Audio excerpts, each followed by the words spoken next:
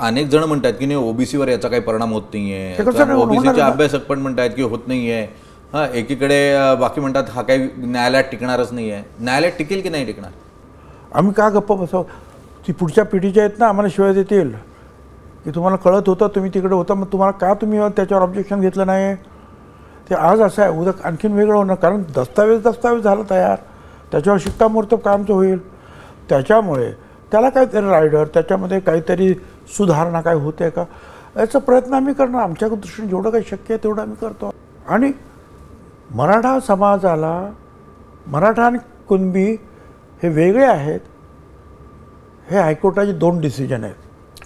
2003 सालचा डिसिजन आहे, बरोबर आहे. हो. सुप्रीम कोर्टाचा डिसिजन तोच आहे हो. की मराठा कुणबी एकत्र नाही. उलट असं म्हटलेलं आहे, हे जर मान्य केलं तर अख्खा महाराष्ट्र कुणबी होईल, अख्खा मराठा समाज, असं सुद्धा त्याच्यात नमूद केलेलं आहे. त्याच्यामुळे माझं असं म्हणणं आहे की ठीक आहे, दुर्दैव असं आहे की मराठा समाज अतिशय विद्वान लोक आहेत, अभ्यासू आहेत, राजकारणी आहेत, समाजकारणी आहेत, लेखक आहेत. ते ह्या सगळ्या गोष्टीवर अभ्यास करून बोलतच नाही आहेत. आम्हाला ओबीसी द्या, आम्हाला ओबीसी द्या, आम्हाला ओबीसी द्या. हां, आणि मग आमचंही नुकसान आणि तुमचंही नुकसान.